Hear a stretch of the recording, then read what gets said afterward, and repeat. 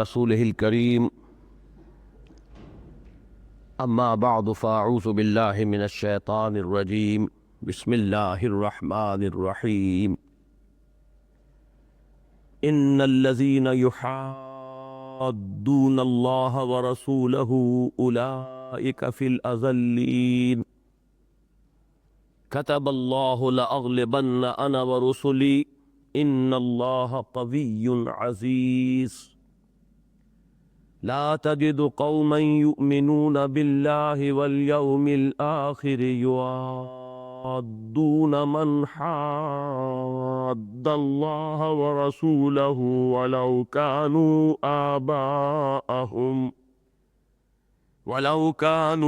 آباءهم أو أبناءهم أو إخوانهم أو عشيرتهم أولئك كتب في قلوبهم الإيمان وأيدهم بروح منه ويدخلهم جنات تجري من تحتها الأنهار خالدين فيها رضي الله عنهم ورضوا عنه أولئك حزب الله ألا إن حزب الله هم المفلحون. صدق الله العظيم. رب اشرح لي صدري ويسر لي أمري واحلل عقدة من لساني يفقهوا قولي. اللهم ربنا ألهمنا رشدنا وأعذنا من شرور أنفسنا. اللهم أرنا الحق حقا وارزقنا اتباعه وأرنا الباطل باطلا وارزقنا اجتنابه. اللهم وفقنا لما تحب وترضى. آمین یا رب العالمین. اس فیصلے کے بعد کہ ہمارا یہ درس 1 گھنٹے سے تجاوز نہیں کرے گا، آج اس درس کی یہ دوسری نشست ہے. دعا کیجئے کہ اللہ تعالی ہمیں اس فیصلے پر کاربند رہنے کی توفیق عطا فرمائے. البتہ ایک منطقی نتیجہ اس کا یہ ہے کہ اب اعادہ اور تکرار اور گزشتہ درس کے ساتھ اس کے ربط و تعلق کو بیان کرنے میں ہم زیادہ وقت نہیں لے سکتے. آج میں براہ راست آگے بڑھ رہا ہوں. پچھلے درس کی آخری آیت میں ایک اصطلاح آئی تھی جو قرآن حکیم میں ایک ہی مقام پر آئی ہے، حزب الشیطان. اولئک حزب الشیطان الا ان حزب الشیطان هم الخاسرون. اگرچہ حزبہ کے عنوان سے حزب الشیطان کا ذکر ایک جگہ اور بھی آیا ہے کہ شیطان اپنی پارٹی کے لوگوں کو بلاتا ہے، دعوت دیتا ہے تاکہ انہیں جہنمی بنا دے. لیکن یہ کہ حزب الشیطان یہ جو اصطلاح ہے یہ قرآن مجید میں ایک ہی جگہ آئی ہے. اور جس آیت پر آج ہمارا درس ختم ہوگا اس میں لفظ آیا ہے حزب اللہ، بلکہ 2 مرتبہ آیا ہے اولئک حزب اللہ الا ان حزب اللہ هم المفلحون. حزب اللہ کی اصطلاح جو ہے قرآن حکیم میں ایک جگہ اور وارد ہوئی ہے اور وہ سورہ مائدہ ہے. ہم جب اس جگہ پہنچیں گے اپنے درس میں تو انشاءاللہ اس آیہ مبارکہ پر بھی ایک نگاہ ڈال لیں گے. ان 2 اصطلاحات کے حوالے سے جو بات اس وقت بیان کرنی مقصود ہے وہ یہ ہے کہ ویسے تو بالعموم بھی یہ بات صحیح ہے کہ قرآن مجید کا صحیح فہم حاصل نہیں ہو سکتا جب تک کہ دین کا جو حرکی تصور ہے وہ پیش نظر نہ رہے، وہ سامنے نہ رہے. ایک ہے دین کا جامد تصور، اسٹیٹک کانسیپٹ. ایک ہے دین کا حرکی تصور، ڈائنامک کانسیپٹ. جامد تصور تو یہ ہے کہ بس اپنا عقیدہ درست ہو، اپنی نماز روزے کی پابندی ہو رہی ہو، خود انسان حلال اور حرام پر جس حد تک بھی ممکن ہو عمل پیرا ہو، فرائض کو ادا کر رہا ہو، حرام سے بچ رہا ہو. بس اگر یہاں تک معاملہ ہے، باقی اپنی توانائیاں، اپنی قوتیں، اپنی صلاحیتیں صرف کر رہا ہو دنیا کمانے میں، دنیا بنانے میں. اس لیے کہ ظاہر بات ہے کہ حرام نہیں ہے دنیا کمانا یا دنیا بنانا اگر حلال ذرائع سے ہو رہا ہو، لیکن اس جگہ بھی جو شخص پہنچا ہوا ہے اس کو میں تعبیر کر رہا ہوں اس وقت کہ یہ بھی ایک جامد تصور ہے دین کا۔ اس کے بالمقابل دین کا حرکی تصور کیا ہے کہ اپنے اعمال ذاتی فرائض کی ادائیگی کے بعد اور حرام سے مجتنب رہ کر اب جو انسان کی توانائیاں اور قوتیں ہیں اور صلاحیتیں ہیں ان کا اصل مصرف ہو اعلاء کلمت اللہ، دین کا غلبہ، اقامت دین کی جد و جہد، اللہ کے دین کو سربلند کرنے میں تن من دھن لگا دینا، اور اپنی ذات کے لیے اور اس دنیاوی ضروریات کے لیے انسان صرف قدر قلیل، یعنی اتنا کم سے کم، اتنا منیمم کہ جس سے جسم اور جان کا تعلق برقرار رہے، جو بیئر نیسیسٹیز ہیں زندگی کی وہ پوری ہو جائیں۔ یہ ہے حرکی تصور۔ جب تک کہ یہ دوسرا تصور سامنے نہ ہو قرآن مجید کا صحیح فہم انسان کو حاصل ہو ہی نہیں سکتا۔ ایک بات بالعموم بھی سمجھ لیجئے، اور خاص طور پر بعض آیات قرآن مجید کی ایسی ہیں جیسی مثلاً آج ہم پڑھیں گے کہ اس کے بارے میں تو یہ بات قطعیت کے ساتھ ہے کہ جب تک پس منظر میں وہ کشمکش نہ ہو، باطل کے ساتھ کشمکش حق و باطل، وہ جو اقبال نے کہا ہے کہ ستیزہ کار رہا ہے ازل سے تا امروز، چراغ مصطفی سے شرار بولہبی، یہ کشمکش تو جاری ہے۔ ایک طرف شیطان ہے، اس کے ایجنٹ ہیں، ایک طرف اللہ ہے اور اس پر ایمان لانے والے ہیں، اس کے انبیاء اور رسول ہوتے تھے۔ اب ظاہر بات ہے کہ نبوت اور رسالت کا دروازہ بند ہونے کے بعد اب اس کے ماننے والے، اس پر ایمان رکھنے والے ہیں، ان کے مابین کشمکش لازمی ہے، ان کے مابین بقائے باہمی ممکن ہی نہیں ہے۔ یہ تو لازماً ایک تصادم ہے کہ جو جاری رہے گا، اور اسی تصادم میں اصل میں اہل ایمان کے خلوص کا امتحان ہے۔ اقبال نے ایک جگہ بہت خوبصورت نقشہ کھینچا ہے کہ دنیا کو ہے پھر معرکہ روح و بدن پیش، تہذیب نے پھر اپنے درندوں کو ابھارا، اللہ کو پامردی مومن پہ بھروسہ، ابلیس کو یورپ کی مشینوں کا سہارا۔ اب ابلیس کی بھی قوتیں ہیں، اس کی بھی پارٹی ہے، اس کے گماشتے ہیں، اس کے ایجنٹ ہیں، انسانوں میں سے بھی جنوں میں سے بھی۔ الذی یوسوس فی صدور الناس من الجنۃ والناس، یہ انسانوں میں سے ہو اس کے ایجنٹ، یا اس کے اپنی ذریت میں سے ہوں، جنات میں سے ہوں، یہ سب مل جل کر بنتے ہیں حزب الشیطان۔ اس کے مقابلے میں حزب اللہ ہے، اور یہ تا قیام قیامت یہ بات رہے گی۔ جس وقت کی ہم یہ آیات پڑھ رہے ہیں اس وقت وہ حزب اللہ کیا تھی؟ وہ سورہ فتح کی جو آخری آیت ہے اس کے حوالے سے اس کی کانسٹیٹیوشن کیا تھی، اس حزب اللہ کی ترکیب کیا تھی؟ محمد الرسول اللہ والذین معہ، محمد اللہ کے رسول صلی اللہ علیہ وسلم، وہ داعی تھے، وہی ان کے قائد تھے، وہی میدان جنگ میں سپہ سالار تھے۔ تو ایک طرف اللہ کے رسول اور دوسرے ان کے ساتھی، وہ لوگ کہ جو ان کے ساتھ ہیں، جو ایمان لائے، ان کے دست و بازو بنے، ان کے اعوان و انصار بنے، یہ حزب اللہ تھی اس وقت۔ اور بالمقابل حزب الشیطان میں ایک طرف تو مشرکین عرب تھے، پھر یہ کہ عین مدینے کے اندر یہود کے قبائل تھے، یہ تو وہ ہے کہ جو کھلم کھلا دشمن تھے، یہ تو کھلم کھلا محادہ کرنے والے تھے اللہ اور اس کے رسول کے خلاف، محاذ آرائی، بالکل بظاہر کھلم کھلا۔ اور ایک اور ففتھ کالمسٹ عنصر موجود تھا منافقین کی شکل میں، وہ تھا تو مسلمان، قانونی اعتبار سے مسلمان، لیکن ان کی دوستیاں تھیں، ان کی محبتیں تھیں، ان کے مراسم تھے، ان کے تعلقات تھے، اور یہ بالعموم تھے یہود کے ساتھ، اس لیے کہ مدینے میں تو یہود ہی تھے، باقی تو جو دونوں قبیلے تھے، جو اصل پرانے عرب قبیلے تھے، اوس اور خزرج، وہ دونوں ایمان لے آئے تھے۔ اب ان میں تو یا مومن تھے، مومن صادق، اور یا منافق تھے، یا بین بین کچھ ضعفاء میں سے ضعیف الایمان لوگ، لیکن بہرحال اب ان میں کافر کوئی نہیں تھا۔ کافر جو تھے وہاں وہ وہی تھے اہل کتاب یہود، ان کے درمیان جو دوستی تھی منافقین اور یہود کے مابین، وہ ہے کہ جو اس پس منظر میں ہے۔ اور وہ کشمکش جو ہے، جو حزب الشیطان اور حزب اللہ کے مابین جو کشمکش ہو رہی تھی، اس کو پس منظر میں رکھیے تو یہ آیات صحیح طور پر سمجھ میں آئے گی۔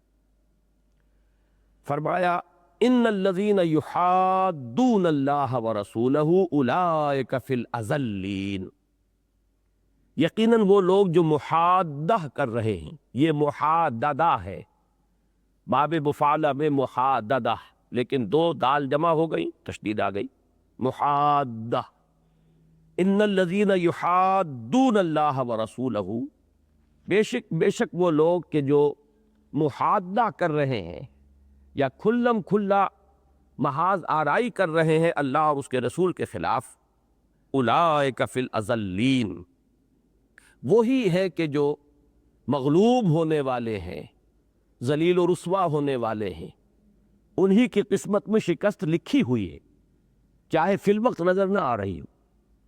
یہ ازل جو ہے ذلیل سے افعل التفصیل کا صیغہ ہے، ازلل، ازل، اور ازل کا لفظ آگے چل کر آئے گا سورہ منافقون میں بھی۔ یہ لفظ استعمال کرتے تھے منافق اہل ایمان کے لیے، چنانچہ عبداللہ ابن ابی نے یہ الفاظ غزوہ بنی المصطلق سے واپسی پر کہے تھے، اس نے یہ الفاظ کہے تھے کہ اگر ہم لوٹ گئے لئن رجعنا الی المدینۃ لیخرجن الاعز منها الاذل، کہ اس مرتبہ اگر ہمیں مدینے لوٹ جانا نصیب ہو گیا، واپسی ہو گئی، کیونکہ غزوے سے واپس آ رہے تھے، تو ہم میں سے جو عزت والے ہیں، انتہائی عزت والے، اعز، اس کا تو مراد ہے خود اور اپنے جو ساتھی تھے ان کی طرف اشارہ ہے، لیخرجن الاعز منها الاذل، جو انتہائی کمزور ہیں، ضعیف ہیں۔ یہ لفظ اچھی طرح سمجھ لیجئے، عربی میں ذلیل کا مفہوم کمزور کا ہے، اردو میں جب ہم یہ لفظ بولتے ہیں تو اس میں کمینگی کا مفہوم بھی آتا ہے، لیکن عربی میں وہ کمینگی کا مفہوم اس کا جزو لازم نہیں ہے، اس لیے کہ یہی لفظ استعمال ہوا ہے صحابہ کرام کے لیے بھی۔ وَلَقَدْ نَصَرَكُمُ اللَّهُ بِبَدْرٍ وَكُنْتُمْ أَذِلَّةً، اللہ نے تمہاری مدد کی تھی بدر میں بھی جبکہ تم بہت کمزور تھے۔ بظاہر احوال نظر آ رہا تھا کہ 1000 کے مقابلے میں 313، اور مال و اسباب اور اسلحہ کے اعتبار سے تو اور بھی زیادہ فرق و تفاوت۔ تو ذلیل کا لفظ جو ہے عربی میں آتا ہے کمزور کے لیے، مغلوب، بظاہر احوال بالکل مغلوب صورتحال تھی۔ تو یہاں پر جو یہ لفظ آ رہا ہے ازل، یہ وہی لفظ ہے جو انہوں نے استعمال کیا صحابہ کرام کے بارے میں، یا نعوذ باللہ من ذالک خود نبی اکرم صلی اللہ علیہ وسلم کے بارے میں۔ تو گویا کہ جواباً یہ فرمایا جا رہا ہے کہ اولئک فی الاذلین، اگرچہ اس وقت ان کے پاس دولت ہے، وجاہت ہے، دنیا میں چودراہٹ ہے ان کے پاس، یہ عبداللہ ابن ابی جو ہے یہ خزرج کا سردار ہے، بظاہر احوال تو شکل یہ ہے کہ صاحب عزت ہے، صاحب وجاہت ہے، لیکن حقیقت کے اعتبار سے ابھی جو واقعات پردہ غیب میں ہیں جب وہ ظاہر ہوں گے تو معلوم ہو جائے گا کہ حقیقت میں شکست انہی کا مقدر ہے، وہی ذلیل ہو کر رہیں گے، وہی کمزور ہوں گے، وہی مغلوب ہوں گے۔ یہ لفظ جو آیا تھا یحادون، اس سورہ مبارکہ کی آیت نمبر 5 میں بھی آیا تھا، ان الذین یحادون اللہ ورسولہ کبتوا کما کبت الذین من قبلہم۔ اس وقت بھی میں نے عرض کیا تھا کہ وہاں جو لفظ آیا تھا کبتوا، یہ فعل ماضی ہے، ہلاک ہو چکے، برباد ہو چکے، تباہ ہو چکے، حالانکہ بالفعل عالم واقعہ میں ابھی نہیں ہوئے تھے، لیکن جو بات یقینی ہے قرآن مجید میں، وہ بات جو ہے وہ بھی جیسے کہ احوال آخرت، ان کا ذکر بھی صیغہ ماضی میں ہوتا ہے۔ عربی زبان میں فعل ماضی کا ایک خاصہ یہ بھی ہے کہ وہ کسی شے کی قطعیت پر دلالت کرتا ہے، اس لیے کہ جو شے واقع ہو چکی اب اس کے بارے میں تو شک نہیں، جو ابھی غیب کے پردے میں ہے، مستقبل کے ابھی پردوں میں ہے، اس کے بارے میں تو شک ہو سکتا ہے کہ ہو یا نہ ہو، کس صورت میں ہو، جو ہو چکی وہ قطعی ہے، اس کے بارے میں شک نہیں۔ اس کو ریورس کیجئے تو جس چیز میں شک نہیں گویا کہ وہ فعل ماضی کے اندر اس کا بیان ہو جائے گا۔ کبتوا کما کبت الذین من قبلہم، وہ بھی ہلاک و برباد ہو چکے جیسے کہ ان سے پہلے جو لوگ تھے جنہوں نے یہ کردار اختیار کیا تھا وہ ہلاک کیے جا چکے ہیں۔ وہاں میں نے لفظ محادہ کی تشریح بھی کی تھی، یاد ہوگا کہ ایک تو خیال یہ ہے، بلکہ یہ زیادہ قوی خیال ہے کہ یہ حدود سے بنا ہے، حدود اللہ، اللہ کے حدود۔ تو جو لوگ بھی حدود اللہ کو چیلنج کریں اور ان کے مقابلے میں کوئی اور حدود اپنے ذہن سے اختراع کریں، کوئی اور قوانین بنائے، گویا کہ وہ اللہ کے خلاف بغاوت کرتے ہیں، اور وہی ہے کہ جو محادہ کرتے ہیں اللہ کے ساتھ، محاذ آرائی کر رہے ہیں، اس سے چیلنج کر رہے ہیں۔ چنانچہ علامہ ابن جریر طبری نے اس کی جو وضاحت کی ہے، اے یخالفون فی حدودہ و فرائضہ فیجعلون حدودا غیر حدودہ، یعنی وہ لوگ جو اللہ تعالیٰ کی حدود اور اس کے فرائض کی مخالفت کرتے ہوئے کوئی اور حدود تجویز کرتے ہیں، وہ ہیں در حقیقت کے جو محادہ کر رہے ہیں اللہ کے ساتھ۔ میں نے اس کی دوبارہ اس لیے وضاحت کی ہے کہ اس سے یہ بات جو ہے ہمارے سامنے آتی ہے کہ کس قدر خوفناک معاملہ ہے اس مسلمان قوم کا کہ جسے آزادی بھی حاصل ہو اور پھر وہ حدود اللہ کو ترک کر کے کسی اور قانون کے اوپر راضی ہو اور اس پر اپنے نظام کو لے کر چل رہی ہو، گویا کہ وہ برملا علی الاعلان محادہ کر رہی ہے اللہ کے ساتھ۔ ایک صورت تو وہ تھی کہ ہم مغلوب ہو گئے تھے، انگریز ہم پر حکمران تھا، ہمارا اختیار نہیں رہا تھا، کوئی نہ کوئی عذر اس وقت تھا، اگرچہ ظاہر بات ہے کہ اس وقت کی مغلوبیت بھی ہماری کوتاہیوں کا نتیجہ تھی، لیکن پھر بھی کوئی عذر تھا۔ لیکن آزادی کے بعد تو اب کوئی عذر نہیں ہے۔ اب تو وہی سورہ مائدہ کے 3 فتوے لگتے ہیں کہ وَمَن لَّمْ يَحْكُم بِمَا أَنزَلَ اللَّهُ فَأُولَٰئِكَ هُمُ الْفَاسِقُونَ وَمَن لَّمْ يَحْكُم بِمَا أَنزَلَ اللَّهُ فَأُولَٰئِكَ هُمُ الظَّالِمُونَ فَأُولَٰئِكَ هُمُ الْكَافِرُونَ، یہ تینوں فتوے لگیں گے۔ تو ایک مفہوم تو یہ ہے محادہ کا، اور اسی میں لفظ حدید سے اگر اس کو لیا جائے، جو کہ سابق صورت ہے سورہ حدید، تو ایک صنعت لفظی بنتی ہے کہ حدید صرف لوہے کو نہیں کہتے، کوئی شے جس میں کاٹ ہو، کوئی چیز جو تیز ہو، جیسے کہ میں نے اس وقت بھی بتایا تھا فَبَصَرُكَ الْيَوْمَ حَدِيدٌ، میدان حشر میں ہر انسان کی نگاہ تیز ہو جائے گی۔ اس کے لیے لفظ آیا سورہ قاف میں کہ اب تک تو تمہاری آنکھوں پہ پردے پڑے ہوئے تھے، آج ہم نے کشفنا عنک غطاک، آج ہم نے وہ پردے ہٹا دیے ہیں۔ فَبَصَرُكَ الْيَوْمَ حَدِيدٌ۔ اسی طرح یہ لفظ آیا ہے سَلَقُوكُم بِأَلْسِنَةٍ حِدَادٍ، زبان کینسی کی طرح چل رہی ہو، تو اس کے لیے بھی لفظ حدید جو ہے اس کا استعمال ہوا ہے۔ تو یہاں پھر اگر اس لفظ سے اس کو لیا جائے تو مخالفت، جنگ آزمائی، راستہ روکنے کی کوشش، محاذ آرائی، یہ سب اس کے مفہوم شامل ہیں۔ اب جیسا کہ میں نے عرض کیا، یہ جو محادہ اس وقت ہو رہا تھا، تو ایک طرف حزب اللہ تھی جس کے قائد سپہ سالار محمد الرسول اللہ، اور باقی اس میں آپ کے ساتھی انصار اور مہاجرین، ادھر کھلم کھلا دشمن یہودی، اور جو مارے آستین تھے مسلمانوں کی صفوں میں، جو ان سے محبت رکھتے تھے، ان سے تعلقات انہوں نے اپنے جاری رکھے تھے، ان کے ساتھ ملنا جلنا تھا، وہ ان کے ایجنٹ تھے۔ تو یہاں اصل میں اس آیت میں ذکر ہو رہا ہے یہود کا، ان الذین یحادون اللہ ورسولہ اولئک فی الاذلین کتب اللہ لاغلبن انا ورسلی ان اللہ قوی عزیز۔ اللہ نے لکھ دیا ہے، کتب اللہ، لفظی ترجمہ ہوگا لکھ دیا ہے، معنی اس کے کیا ہے؟ طے کر دیا ہے۔ کوئی شے جب طے ہو جائے پھر اسے لکھا جاتا ہے۔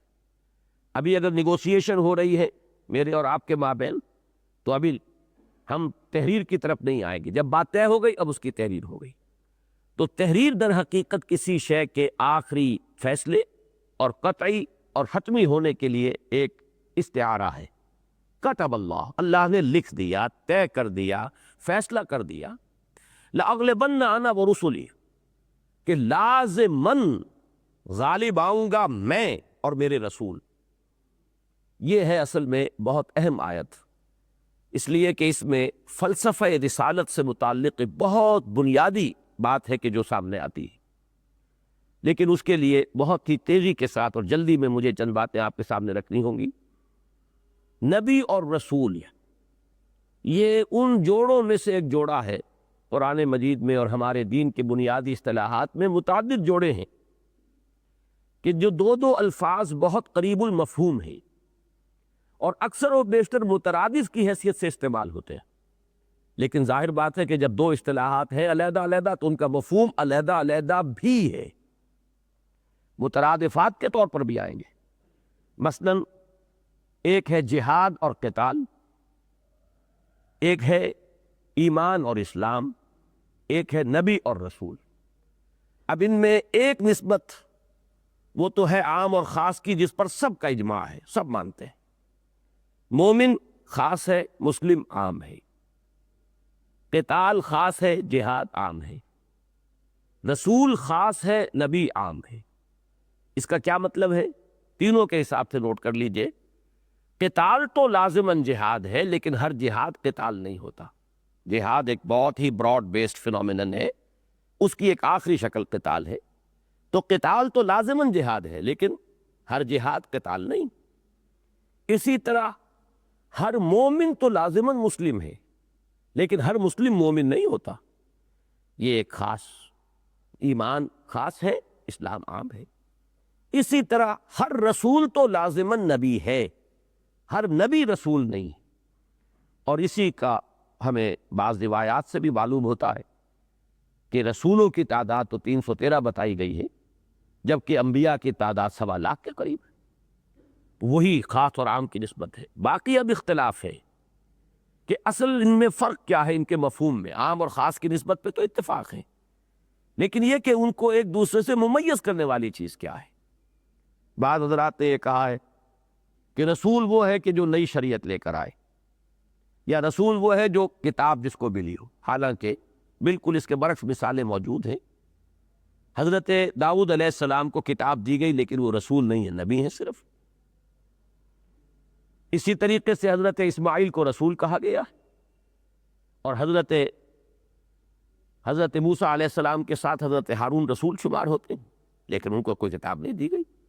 تو یہ چیزیں جو ہے یہ نہیں ہے اصل شے یہ ہے کہ نبوت تو ایک ذاتی مرتبہ ہے، ایک حیثیت ذاتی ہے، اور رسالت ایک اپوائنٹمنٹ ہے، ایک کسی جگہ پر تعیناتی جس کو آپ کہتے ہیں۔ رسالت حقیقت میں کسی معین قوم یا کسی معین علاقے یا شہر کی طرف جب کسی نبی کو بھیج دیا جائے، اذهب الى فرعون، جاؤ فرعون کے پاس، اس سے پہلے وہ نبی تھے۔ ہم کلام ہو رہے ہیں، وہی شروع ہو چکی ہے، نبوت تو ہے، لیکن یہ حکم جب ملا ہے کہ اب جاؤ فرعون کے پاس، یہ ہے در حقیقت یہاں سے رسالت کا آغاز ہو جائے۔ اس کی سادہ ترین مثال میں دیا کرتا ہوں کہ ہمارے ہاں اپنے معاشرے میں سی ایس پی ایک کاڈر ہے، ایک خاص حیثیت معین ہو گئی ہے کہ اب ان کی اپوائنٹمنٹ ہو سکتی ہے کسی ضلع کے ڈی سی کی حیثیت سے، کہیں ڈپٹی سیکریٹری کی حیثیت سے، کہیں کسی کارپوریشن میں ان کو بھیجا جا سکتا ہے۔ ان کا ایک کاڈر ہے، جہاں بھی وہ جائیں گے سی ایس پی رہیں گے، لیکن اپنی اپوائنٹمنٹ کے اعتبار سے، عہدے کے اعتبار سے وہ بدلتے چلے جائیں گے۔ کہیں وہ کمشنر ہوں گے، کبھی وہ ڈپٹی کمشنر تھے، کہیں وہ سیکریٹری ہوں گے۔ تو اس اعتبار سے رسول جو ہے وہ ایک منصب ہے، ایک جگہ ہے جہاں پہ کہ معین کر دیا گیا، اور اس کے لیے پری کوالیفیکیشن وہ نبوت ہے، وہ سی ایس پی کاڈر ہے۔ تو نبی جو ہے وہ ہے در حقیقت ایک حیثیت ذاتی، اور رسالت جو ہے وہ ہے ایک منصب کہ جس پر اس نبی کو فائز کیا جائے۔ اب یہ فرق سمجھ لیجئے، نبی جب تک نبی ہے صرف اور رسول نہیں ہے، اور بہت سے نبی ایسے ہیں کہ جو آخر وقت تک رسول نہیں ہوئے۔ جب ہم یہ کہتے ہیں کہ 1.25 لاکھ انبیاء آئے، رسول 313 آئے، تو اب گن لیجئے، وہ تو لگ بھگ 1.25 لاکھ ہی ہیں، ان میں سے 313 نکال دیں گے تو کون سی کمی آ گئی؟ وہ سب کے سب نبی ہی رہے نا، رسالت کے منصب پر وہ فائز نہیں ہوئے۔ جب تک یہ معاملہ ہے، وہ مغلوب بھی ہو سکتے ہیں، انہیں قتل بھی کیا جا سکتا ہے، لیکن جب نبی رسالت پر فائز ہو جائے، اب وہ نمائندہ ہے اس آسمانی حکومت کا۔ جیسے کہ سفیر کا قتل جو ہے آپ کو معلوم ہے اعلان جنگ شمار ہوتا ہے۔ کوئی عام شہری پاکستان کا اگر کسی دوسرے ملک میں قتل کر دیا جائے تو اس کی وہ اہمیت نہیں ہے، چاہے وہ شہری کتنا ہی ہمارے ہاں معزز ہو اور صاحب حیثیت ہو، لیکن سفیر کا قتل کر دیا جانا یہ گویا کہ اعلان جنگ ہے۔ چنانچہ سلطنت روما سے جو مسلح ٹکراؤ شروع ہوا ہے حضور صلی اللہ علیہ وسلم کی حیات طیبہ میں، وہ ایک سفیر ہی کو شہید کر دینے کی بنا پر کہ حضور صلی اللہ علیہ وسلم کے جو ایلچی گئے تھے انہیں شہید کر دیا گیا۔ تو اب رسول جو ہے وہ گویا کہ اس آسمانی بادشاہت کا نمائندہ اور اس کا سفیر ہے۔ اور لفظ رسول اس معنی میں استعمال ہوتا ہے آج بھی۔ آپ کو معلوم ہوگا کہ جب پنڈت نہرو گئے تھے سعودی عرب کے دورے پر، سرکاری دورے پر، یہ میری زندگی کے ان واقعات میں سے ہے جو گاہ بگاہ یاد آتے رہتے ہیں. تو وہاں ان کا بہت پرجوش خیر مقدم ہوا تھا اور بینرز بنے تھے مرحباً برسول السلام. لفظ رسول استعمال کیا، بہت غصہ آیا تھا اس وقت ہمیں، لیکن پھر سوچا کہ بھائی ان کی تو زبان عربی ہے نا، یہ تو اس زبان میں اس کے معنی ایلچی، رسول کے معنی ایلچی. تو وہ چونکہ اس وقت وہ پنج شیلا اور ہندی چینی بھائی بھائی، یہ بہت فلسفہ جو ہے اس وقت وہ بہت عروج پر تھا، اور ایک طرح سے گویا کہ میسنجر آف پیس بنے ہوئے تھے پنڈت جی. لہذا ان کا استقبال ہوا مرحباً برسول السلام، welcome to the messenger of peace. تو رسول کے معنی میسنجر کے ہیں، جسے بھیجا گیا ہے. تو رسول کے بارے میں یہ طے ہے کہ رسول لازماً غالب آ کر رہتے تھے کہ یہ اصل میں اب تو وہ معاملہ جو ہے ماضی کی بات ہے. اسی لیے میں احتیاط کرنے لگا ہوں اب کہ یہ ہے والا معاملہ اگرچہ ہماری عام زبان میں محاورے میں تو زیادہ صحیح وہ ہے، لیکن مغالطے کا ایک امکان رہتا ہے. یہ دروازہ بند ہو چکا، ماضی کی بات ہے کہ رسولوں کے بارے میں یہ طے رہا ہے، فیصلہ رہا ہے. کتب اللہ لاغلبن انا ورسولی، اللہ نے طے کر دیا ہے، لکھ دیا، میں اور میرے رسول غالب آ کر رہیں گے. یہ قانون اتنا اٹل ہے کہ رسول اور اس کے ساتھیوں کو اللہ نے ہمیشہ بچایا اور پوری قوموں کو تہس نہس کر دیا. اسی قانون کے تحت یہ قوم نوح اور قوم ہود اور قوم صالح اور قوم لوط اور آل فرعون اور قوم شعیب یہ سب ہلاک کی گئی، اس لیے کہ رسول کے ساتھ اللہ تعالیٰ کی نصرت آئے گی. یا تو قوم انہیں تسلیم کرے، ان پر ایمان لائے، تب تو عافیت ہے اور خیریت ہے. اگر رسول کی بات کو رد کر دیا جائے گا اور ان کی دعوت قبول نہیں کی جائے گی تو پھر ہمیشہ سے یہ رہا ہے کہ ان قوموں کو پھر ہلاک کر دیا گیا. چنانچہ حضرت نوح علیہ السلام کی تو فریاد بھی ان الفاظ میں ہمیں ملتی ہے قرآن مجید میں، انی مغلوب فانتصر، اے اللہ میں مغلوب ہوا چاہتا ہوں، مجھ پر تو غلبہ انہوں نے پا لیا ہے، فانتصر، بس انتقام لے اور بدلہ لے. اور بدلہ لیا اللہ نے، اور کیسا بدلہ لیا.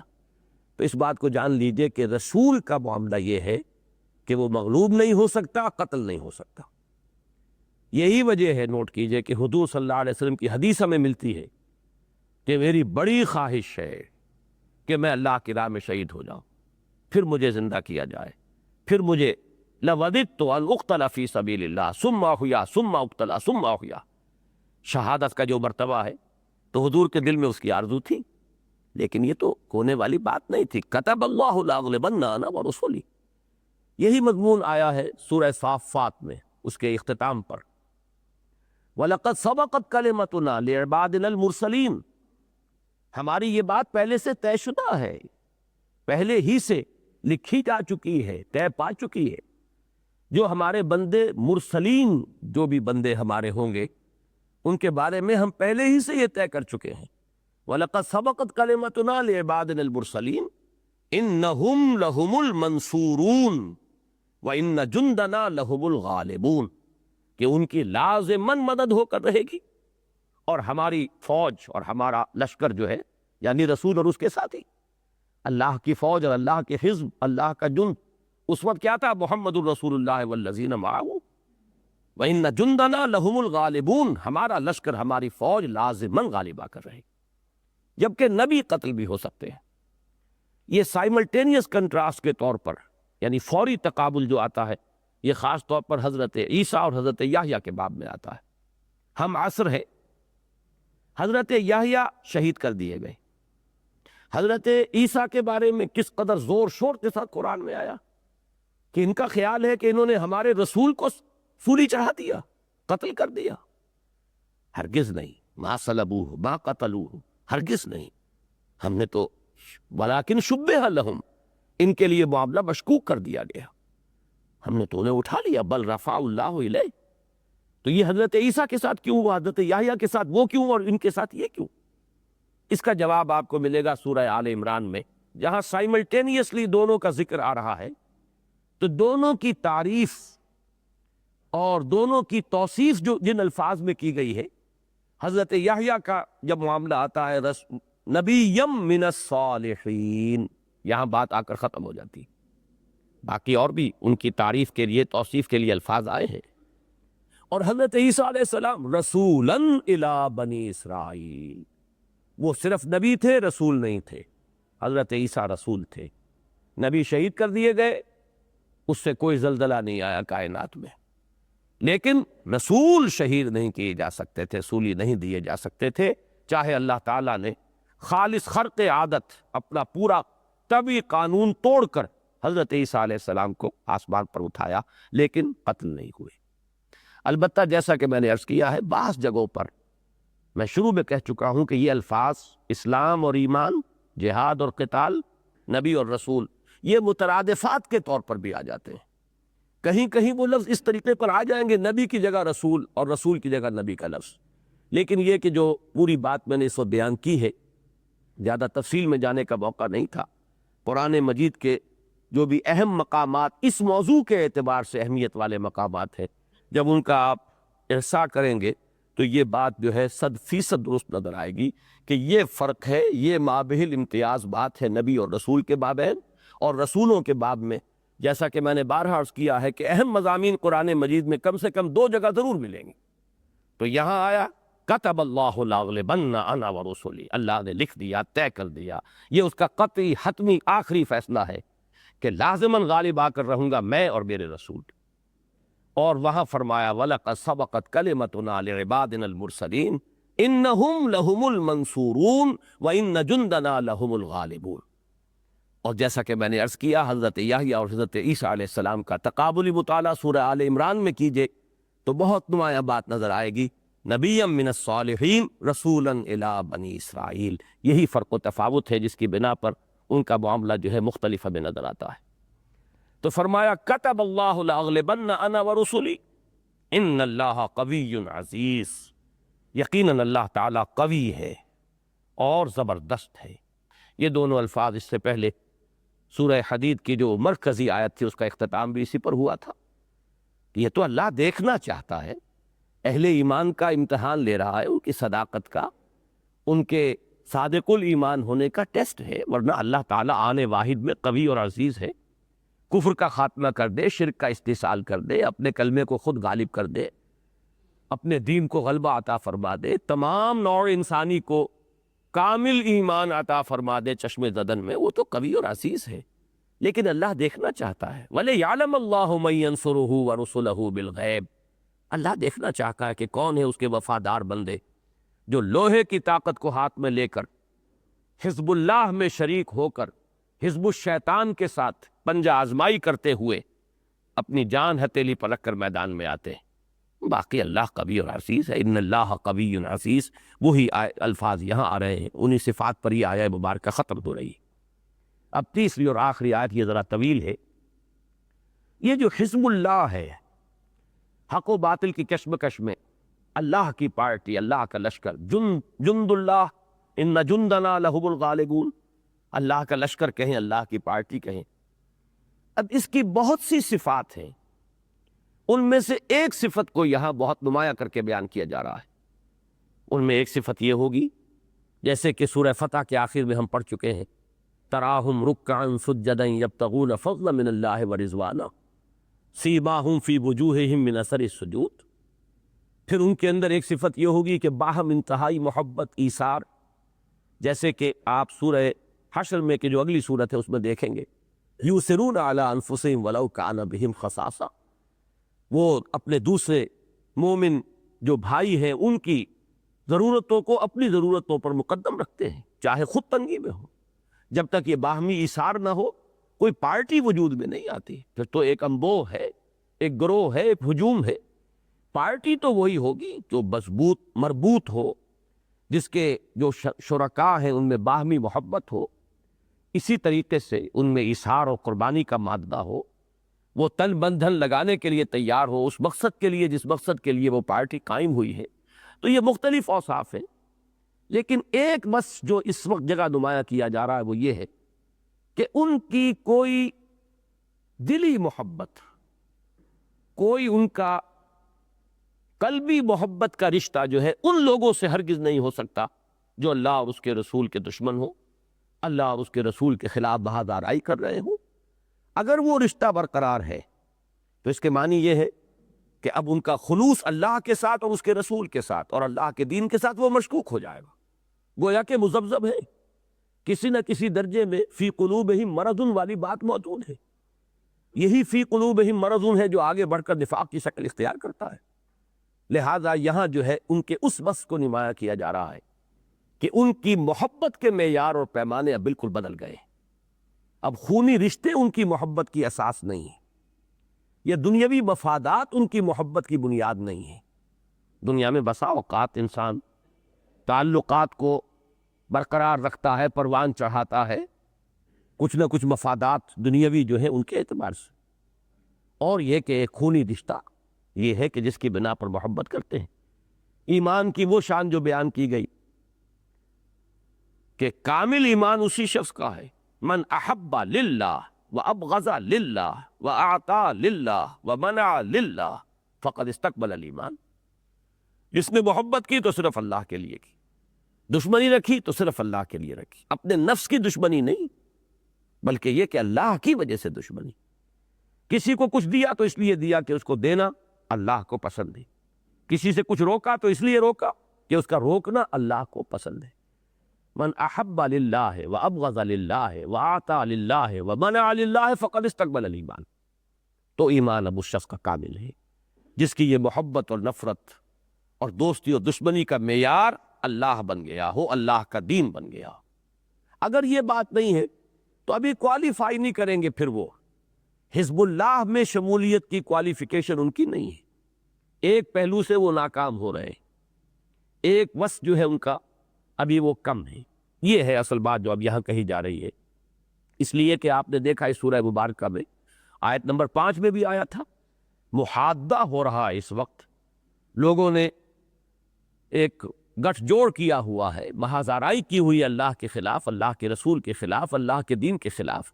اب یہ جو کشمکش ہے، ایک ہے عام حالات، وہ جو میں نے عرض کیا تھا کہ وہ جو ایک جامد تصور ہے، سب پیسو ہیں، مسلمان بھی بس نام کے مسلمان، نہ کوئی دعوت ہے، نہ کوئی حرکت ہے، نہ کوئی تحریک ہے، نہ کوئی کشمکش ہے، تو وہاں یہ آیات بالکل آؤٹ آف کانٹیکسٹ ہو جائے گی، ان آیات کا پھر وہاں کوئی انطباق ہی نہیں ہے، اس لیے کشمکش ہے ہی نہیں، نہ محادہ ہے اور نہ ہی کہیں کوئی محاذ آرائی ہے، نہ کہیں کوئی تصادم ہے، نہ کوئی کشمکش ہے۔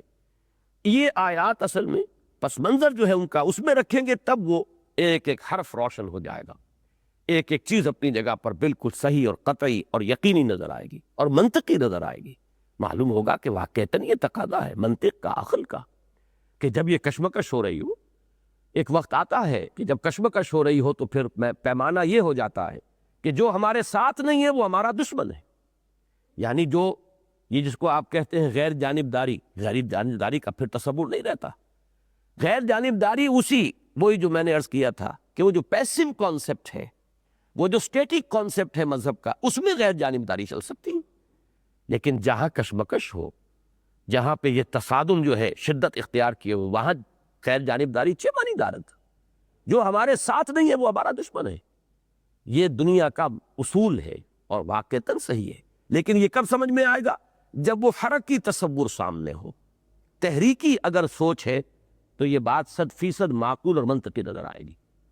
چنانچہ فرمایا لا تجد قوما، تم نہیں پاؤ گے کسی قوم کو، لوگوں کو، یؤمنون باللہ والیوم الآخر، جو واقعتاً ایمان رکھتے ہو اللہ پر اور یوم آخر پر، یوادون من حاد اللہ، اب یہ لفظ پھر اسی وزن پر آ گیا ہے، اس میں جو ردم ہے اس کو یہاں اپریشیٹ کیجئے، قرآن مجید ایک وزن اور ایک ساخت کے الفاظ لاتا ہے، موادہ، یہ بھی مواددہ، باب مفاعلہ، واو دال دال، ودہ، یہ ہے جس سے مودت بھی بنا، اردو میں ہم استعمال کرتے ہیں مودت، محبت، رافت، کہ یہ جو اللہ تعالیٰ کا ایک نام ہے ودود، بہت ہی محبت کرنے والا، اللہ ودود ہے، وَهُوَ الْغَفُورُ الْوَدُودُ ذُو الْعَرْشِ الْمَجِيدُ۔ اب اسی سے باب مفاعلہ، باہم محبت، یوادون من حاد اللہ ورسولہ، تم نہیں پاؤ گے کسی شخص کو یا کسی قوم کو جو واقعتاً ایمان رکھتی ہو اللہ پر اور اس کے رسول پر، کہ وہ محبت کی پینگیں بڑھا رہے ہوں ان لوگوں کے ساتھ کہ جو کھلم کھلا محاذ آرائی کیے ہوئے ہیں اللہ کے ساتھ اور اللہ کے رسول کے ساتھ. یہ ایک سیدھی سیدھی بات، دو ٹوک بات، بالکل منطقی بات. لا تجد قوما یؤمنون باللہ والیوم الآخر یوادون من حاد اللہ. اب ذرا پڑھیے الفاظ آگے. وَلَوْ كَانُوا آبَاءَهُمْ، خواہ وہ ان کے باپ ہو، او ابناءہم یا ان کے بیٹے ہوں، او اخوانہم یا ان کے بھائی ہوں، او عشیرتہم یا ان کے رشتہ دار ہوں. ظاہر بات ہے کہ یہی قریب ترین چیزیں ہو سکتی ہیں جن سے کہ نسل کی بنیاد پر، خون کی بنیاد پر جن سے محبت ہوتی ہے. باپ، بیٹا، بھائی، اس کے بعد رشتہ داروں کا ایک دائرہ ہے. پھر یہ کہ یوں تو اپنی قوم ہے، قبیلہ ہے، بات بڑھتی جائے گی بات. لیکن یہ کہ جب ان کا معاملہ یہ ہے کہ جب تک ایمان کی تلوار نے ان رشتوں کو کاٹ نہ دیا. ہاں اگر کیا کہنے ہیں، نور علی نور، باپ بھی ہے اور مومن بھی ہے، اللہ کے دین کا سپاہی بھی ہے، بیٹا بھی اللہ کے دین کا سپاہی ہے. اب وہ محبت صرف باپ بیٹے کی نہیں ہے، وہ بھی برقرار رہے گی اور اس کے ساتھ اضافہ ہو جائے گا مزید. کیا وہ کامریڈز ہیں، وہ رفیق ہیں، ہم سفر ہیں، ساتھی ہیں، ایک ہی مقصد ہے، ایک ہی نسب العین ہے، اسی کے لیے تن من دھن لگا رہے ہیں. تو یہ تو سونے پر سہاگا ہے، نور علی نور ہے. لیکن اگر یہ معاملہ نہیں رہا تو اب وہ باپ اور بیٹے کا رشتہ جو ہے وہ ختم ہو جائے گا. آگے چل کر سورہ ممتحنہ میں وہ بات بیان ہوئی ہے جو میں نے جس سے آج شروع کیا ہے. جو لوگ ایکٹیو نہیں تھے اللہ کے دین کے مخالفت میں، ان کے بارے میں کچھ رعایت دی گئی ہے. وہاں بھی چل کر ہم دیکھیں گے کہ اصل شے کیا ہے. ان کے ساتھ نیک سلوک، حسن سلوک کی اجازت دی گئی. اور یہ حسن سلوک جو ہے یہ تو اصل میں دعوت و تبلیغ کا بھی ایک ذریعہ بنتا ہے کہ انہیں آپ نے دین کی طرف بلانا ہے. تعریف قلب کے لیے حسن سلوک جو ہے وہ صرف رشتہ داری کی بنیاد پر نہیں بلکہ وہ دعوت و تبلیغ کا ایک ذریعہ بھی بنتا ہے. لیکن ایک ہے قلبی محبت کا معاملہ.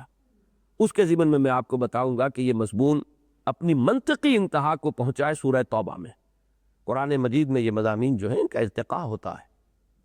ابھی تو یہاں بات کہی گئی ہے جو لوگ کھلم کھلا محاذ آرائی کر رہے ہیں، صاف دشمن ہیں، ان کے ساتھ دلی رشتہ، محبت کا رشتہ باقی نہیں رہنا چاہیے اگر واقعتاً ایمان ہے اللہ پر اور اس کے رسول پر. اور وہ کیسے رشتے؟ باپ ہوں، بیٹے ہوں، بھائی ہوں، رشتہ دار ہوں.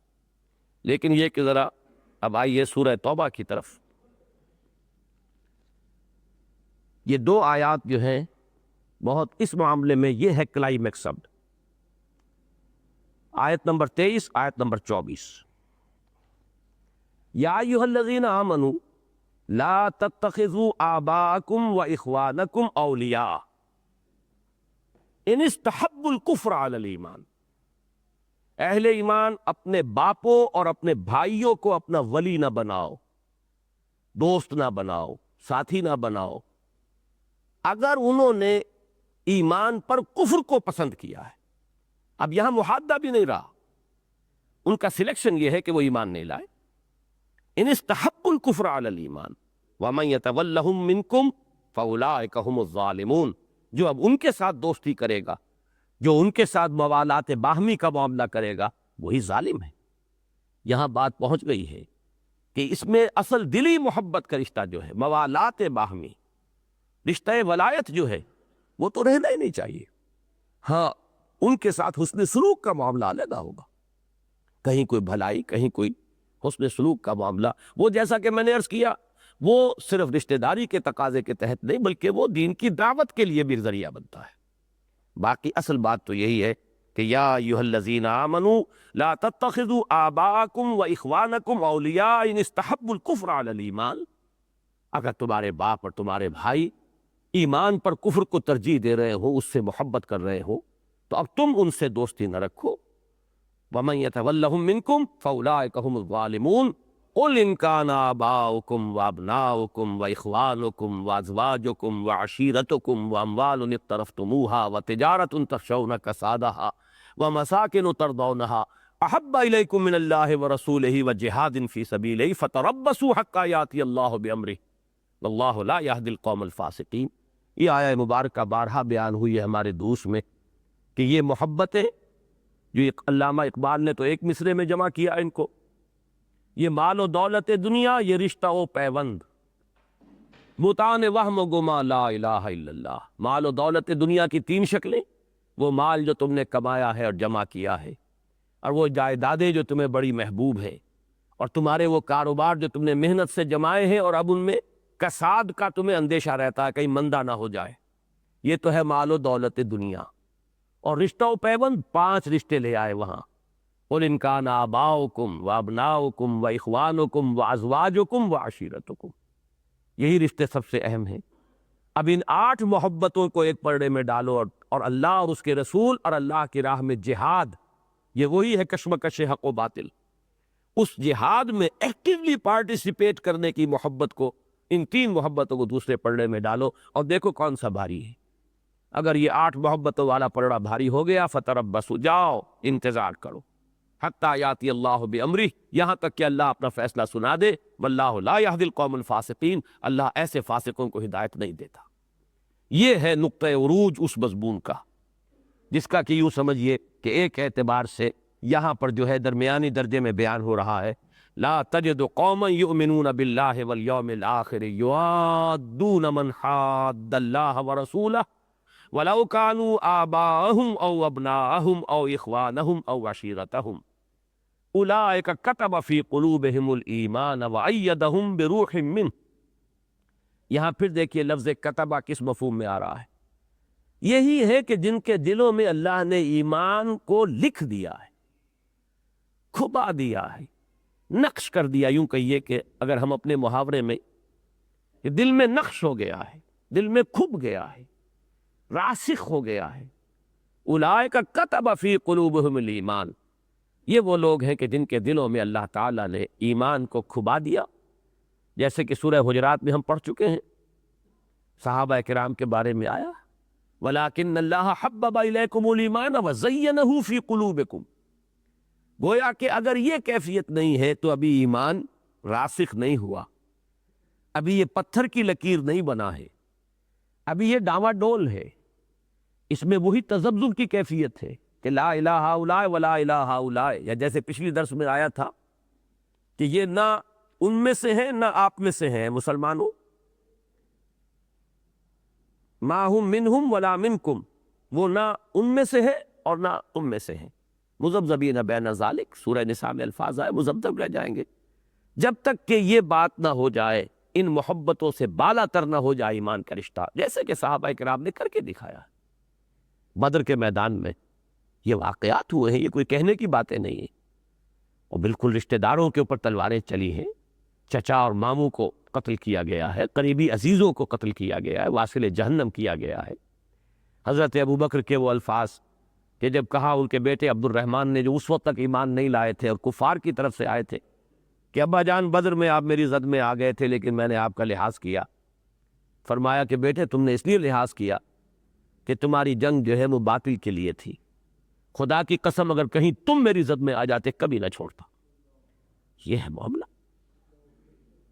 تو اولئک کتب فی قلوبہم الایمان، فی قلوبہم الایمان، یہ وہ لوگ ہیں جن کے دلوں میں اللہ نے ایمان کو لکھ دیا، جیسے کہ کن نقش فی الحجر، جیسے کہ پتھر میں نقش ہو جائے کوئی شے، پختہ ہو جائے۔ وَأَيَّدَهُمْ بِرُوحٍ مِّنْهُ، اور ان کی تائید فرمائی ہے اپنی جانب سے ایک خاص فیضان کے ذریعے سے۔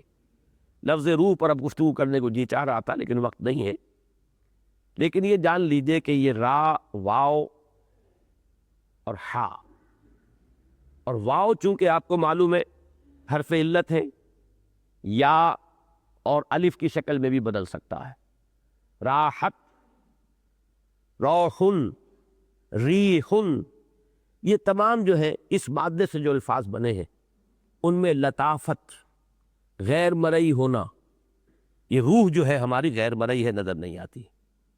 اسی طرح وحی کو روح کہا گیا ہے، روحا من امرنا وَكَذَلِكَ أَوْحَيْنَا إِلَيْكَ رُوحًا مِّنْ أَمْرِنَا مَا كُنْتَ تَدْرِي مَا الْكِتَابُ وَلَا الْإِيمَانُ۔ ریح ہوا ہے، یہ بھی اس لیے کہ نظر نہیں آتی، محسوس ہوتی ہے کہ ہے، لیکن یہ کہ نظر نہیں آتی۔ راحت، روح و ریحان، یہ بھی لفظ وہیں سے بنا ہے۔ راحت ایک احساس ہے باطنی، لیکن یہ کہ وہ شے کہیں نظر میں آنے والی نہیں ہے۔ تو یہاں پر بھی فیضان ربانی یہ اس کا اصل میں مفہوم ہوگا. اللہ تعالیٰ نے اپنے خصوصی فیضان سے ان کی مدد کی ہے. یعنی آسان کام نہیں ہے ان رشتوں کے اوپر تلوار چلا دینا. جو لوگ یہ منزل سر کر گئے، اب ظاہر بات ہے کہ میں اور آپ کیا سمجھیں گے اس کو، جب کہ ہمارے سامنے وہ سچویشن ہی نہیں. یہ تو جب وہ سچویشن آئی ہے کہ ایک طرف باپ اور ایک طرف بیٹا، ایک سگا بھائی ادھر ہے اور دوسرا سگا بھائی ادھر ہے، حمزہ ادھر ہے عباس ادھر ہے، یہ شکل جب آئی ہے، عبد الرحمن ادھر ہے اور ابی بکر ادھر ہے، ادھر عتبہ ابن ربیعہ ہے، ادھر حذیفہ ابن عتبہ موجود ہے، تب بات آئی نا، تب سمجھ میں آتی ہے کہ یہ ہے واقعہ. لیکن ہمارے لیے تو بس وہ ایک علمی سی بات ہے، ایک اس کا کوئی ہمارے حقیقی احساسات کے ساتھ کوئی رشتہ نہیں ہے بالفعل. البتہ کم تر درجے میں اس کے تجربات ہوتے ہیں. اگر دینی تحریک کے ساتھ، حرکت کے ساتھ انسان وابستہ ہو تو آتا ہے، قدم قدم پر رکاوٹیں آتی ہیں. یہ محبتیں جو ہے پاؤں میں بیڑیاں بنتی ہیں.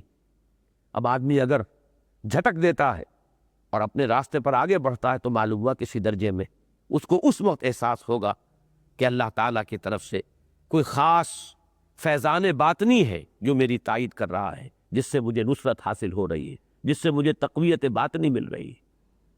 اولئک کتب فی قلوبہم الایمان وایدہم بروح منہ ویدخلہم جنات تجری من تحتہا الانہار، اور وہ داخل کرے گا انہیں ان باغات میں جن کے دامن میں ندیاں بہتی ہوں گی، خالدین فیہا، اور وہ اس میں ہمیشہ ہمیش رہیں گی. رضی اللہ عنہم ورضوا عنہ. یہ بلند ترین درجہ ہے قرآن مجید میں. کسی انسان کے فوز اور فلاح کے لیے جو الفاظ آئے ہیں ان کی تعبیر کی جو بلند ترین صورت ہے وہ یہ ہے، وہ اللہ ان سے راضی ہو گیا، وہ اللہ سے راضی ہو گئے. یہ باہمی رضا جو ہے، باہمی رضامندی، تسلیم و رضا کی کیفیت بندے کی طرف سے، اور اللہ بھی اعلان کر دے کہ میں اپنے اس بندے سے راضی ہوں. اب یہ ہے آخری منزل جو انسان حاصل کر سکتا ہے. رضی اللہ عنہم ورضوا عنہ. پھر اس مقام رضا میں یہ بھی شامل ہے کہ ہر ساقی ما ریختین الطافست، میرے محبوب کی طرف سے جو شے بھی آئے اس کا لطف و کرم ہے. میرے پیالے میں میرے ساقی نے جو بھی انڈیل دیا، کرم ہی کرم ہے. چاہے بظاہر کوئی تلخی کا احساس ہو رہا ہو، چاہے بظاہر کوئی تکلیف اور مضرت آ رہی ہے، چاہے بظاہر کوئی ناخوشگوار اور ناگوار صورتحال ہے جو سامنے آ گئی ہے، لیکن نہیں، میرے رب کی طرف سے ہے. لہذا صرف صبر نہیں، رضا، راضی برضائے رب رہنا، یہ واقعتاً ایمان کا سب سے اونچا مقام ہے. سورہ تغابن کے درس کے ضمن میں یہ چیزیں آتی رہی ہیں، اور آج کل جو وہ جنگ میں چھپ رہی ہیں اقساط، تو غالباً اگلی قسط جو ہے اس میں یا اس سے اگلی میں یہی مقام رضا جو ہے تفصیل کے ساتھ آنے والا ہے. اس لیے میں نے ذکر کر دیا ہے کہ اس کو دیکھیے گا. رضی اللہ عنہم ورضوا عنہ، اللہ راضی ہو گیا ان سے اور وہ راضی ہو گئے اس سے. اولئک حزب اللہ. جیسا کہ میں نے عرض کیا تھا کہ حزب اللہ کی یہی واحد کوالیفیکیشن نہیں ہے، لیکن یہ ایک اہم کوالیفیکیشن ہے. انسانی شخصیت جو ہے وہ ایک آرگینک ہول ہے، اس میں کچھ اوصاف ہے وہ ایک دوسرے کے ساتھ گتھے ہوئے ہوتے ہیں، لازم و ملزوم. ان میں ضروری نہیں ہے کہ ایک جگہ پر سب کو جمع کیا جائے اور بیان کیا جائے. واقعہ یہ ہے کہ اس معیار پر جو شخص پورا اترے گا اس میں دوسرے بھی اوصاف لازماً موجود ہوں، لیکن ہر جگہ پر جو مضمون کی مناسبت ہے، جو سیاق و سباق ہے، اس کے اعتبار سے جو پہلو اہم ہے اس کو بیان کیا جاتا ہے. تو یہ نہ سمجھیے کہ صرف یہی ایک کوالیفیکیشن ہے، صرف یہی ایک وصف مطلوب ہے، بلکہ میں ذرا جلدی کے ساتھ سورہ مائدہ کی 3 آیات کا حوالہ دوں گا، اس لیے کہ وہ ایک مقام ہے جس میں کہ لفظ حزب اللہ آیا ہے قرآن مجید میں. دوسرے مقام پر سورہ مائدہ میں اس میں کچھ جمع کیے گئے ہیں اوصاف، تو وہ جامع نقشہ بھی ذرا سامنے آ جائے. یہاں اس وصف کے بعد فرمایا اولئک حزب اللہ الا ان حزب اللہ هم المفلحون. آگاہ ہو جاؤ کہ یقیناً اللہ کی پارٹی، اللہ کی حزب، اللہ کا لشکر وہی ہے کہ جو فلاح پانے والا ہے، کامیابی، آخری کامیابی کو حاصل کرنے والا ہے. سورہ مائدہ کی یہ آیات ہیں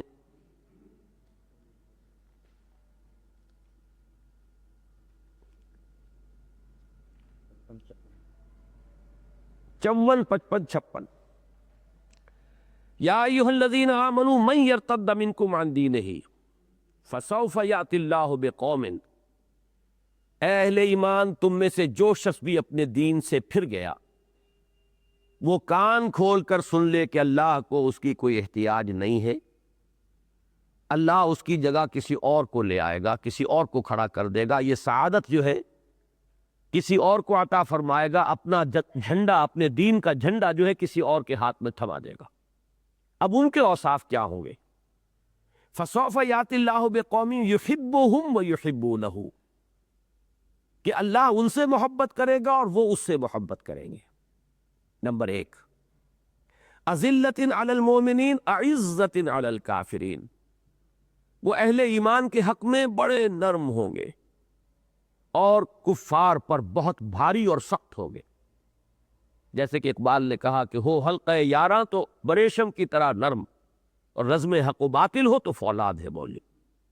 یا جیسے کہ سورہ فتح میں فرمایا گیا رحماء بینہم، آپس میں انتہائی شفیق رحیم، اشداء علی الکفار، محمد الرسول اللہ والذین معہ اشداء علی الکفار رحماء بینہم تراہم رکعا سجدا یبتغون فضلا من اللہ ورضوانا۔ تو اشداء علی الکفار رحماء بینہم، یہاں فرمایا اذلۃ علی المؤمنین اعزۃ علی الکافرین، اہل ایمان کے حق میں بہت نرم، اپنے ساتھیوں کے، اپنے رفقاء، اپنے کامریڈس، اپنے جہاد میں جو اپنے ساتھی ہیں، اعوان و انصار ہیں، ان کے حق میں بہت نرم، اور کفار کے حق میں بہت سخت اور بھاری۔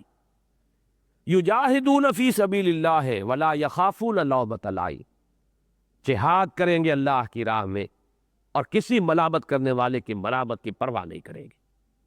ذالک فضل اللہ یؤتیہ من یشاء واللہ واسع علیم، یہ اللہ کا فضل ہے، وہ دیتا ہے جس کو چاہتا ہے، اور اللہ بہت وسعت والا اور جاننے والا ہے۔ اب اس کے بعد چوتھا وصف، اور یہ در حقیقت مثبت بات ہے، وہاں منفی بات آئی تھی کہ تم نہیں پاؤ گے کسی شخص کو یا کسی گروہ کو جو اللہ پر اور یوم آخر پر ایمان رکھتا ہو کہ وہ دوستی رکھتا ہو، محبت کرتا ہو ان سے کہ جو اللہ اور اس کے دین کے خلاف سفارا ہے، محادہ کر رہے اللہ اور اس کے رسول سے۔ یہ منفی انداز تھا، اب یہاں مثبت انداز ہے۔ تمہاری دوستیاں اب کس پیمانے میں ڈھل جانی چاہیے، تمہاری دلی تعلقات کے اب معیارات کیا ہونے چاہیے؟ انما ولیکم اللہ ورسولہ والذین آمنوا الذین یقیمون الصلاۃ ویؤتون الزکاۃ وہم راکعون، تمہارا دوست تو بس اللہ ہے، تمہارا ولی اولین اللہ، اللہ ولی الذین آمنوا یخرجہم من الظلمات الی النور، تو اولین ولی تو اللہ ہے۔ نمبر 2 اس کے رسول ہے صلی اللہ علیہ وسلم۔ نمبر 3 اہل ایمان ہے، والذین آمنوا، وہ اہل ایمان جو نماز قائم کرتے ہیں، زکوٰۃ ادا کرتے ہیں، جن میں خشوع و خضوع ہے، جن میں تواضع ہے، فروتنی ہے۔